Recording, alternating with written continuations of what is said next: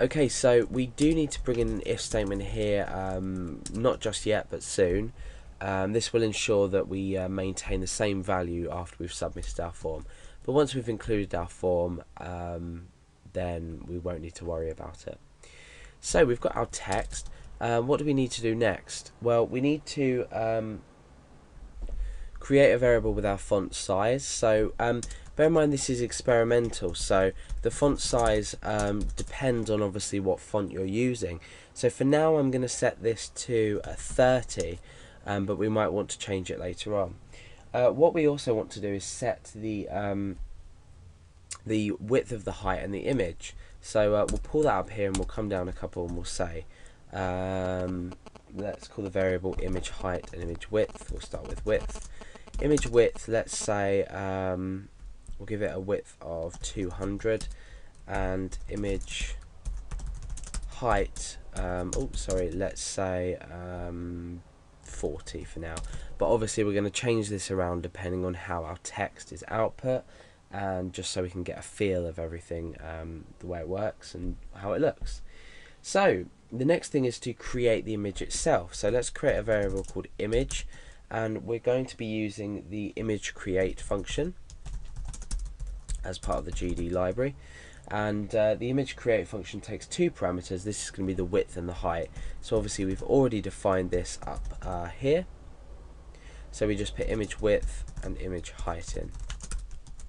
Okay, so now we've generated the image and the width and the height of that. We need to allocate a background color and a foreground color.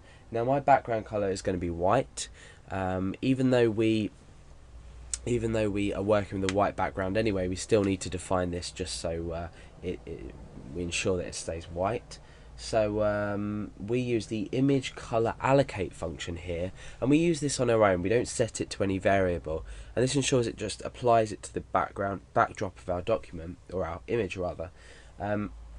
So let's go ahead and say image color allocate, and we're allocating this to the image. So we've already opened this image here, we've already created this image, so we're applying it to image, and we specify this in an RGB value. So we've got three integers. This for white, this is obviously going to be 255, 255 and 255. If you already know how to work with RGB values, that's great. You'll know that white is 255, 255, 255, and black is 000, which is what we're going to be doing for our foreground color or our text color. But if you're not sure about these, look them up. Try Converter if you're used to hexadecimal color values, etc., etc. Okay, so now with regards to the text color, we need to look at setting this into a variable, because what we want to do is when we use this image TTF text function, we need to supply a text color, whereas we don't need to supply the background color. That's why we've done it without a variable declaration. So let's create a new variable called text underscore color, and we're going to use the image color allocate function once again, and we're applying this to image, but this time we're using 0, 0, 0. So our text color is going to be 0, 0, 0, which is black. Okay, so the next thing to do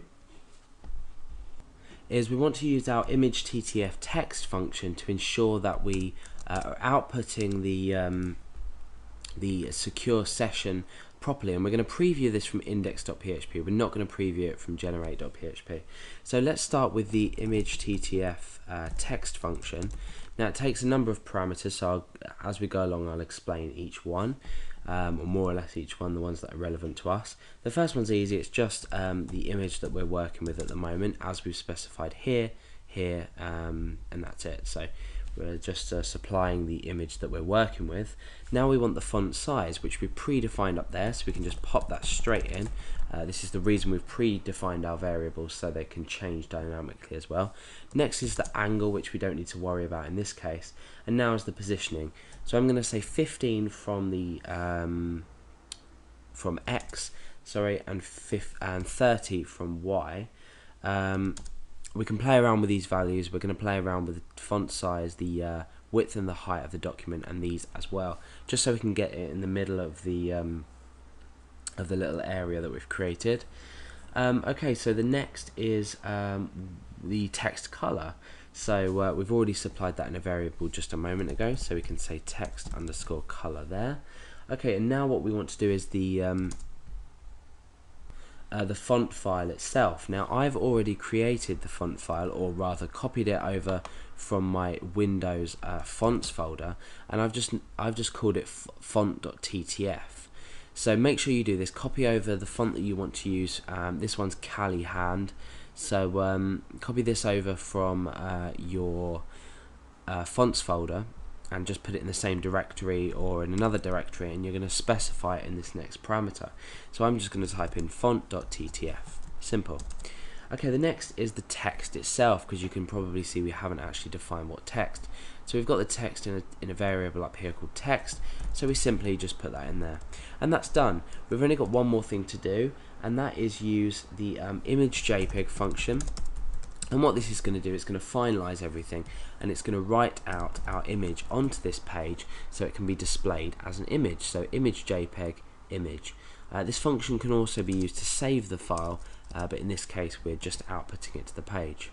So let's go to index.php and let's come under here and create an image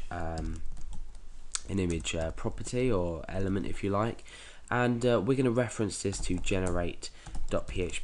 And the reason we can do this is, remember, generate.php is now, even though it has its PHP extension, it's now an image file.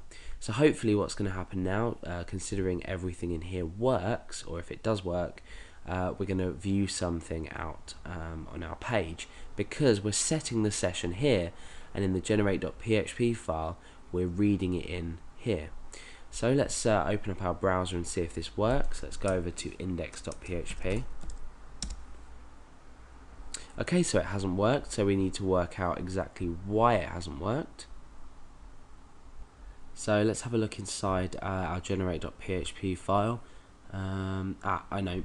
What we haven't done is, even though we're declaring our session up here, we're starting our session rather, if you like, in our generate.php file, we still need to start our session. And the reason for this is that we're accessing session data here as well, and although we're including it in here as an image, it's still regarded as its own file. So remember to include session start at the end of the start of this. So let's go back and refresh.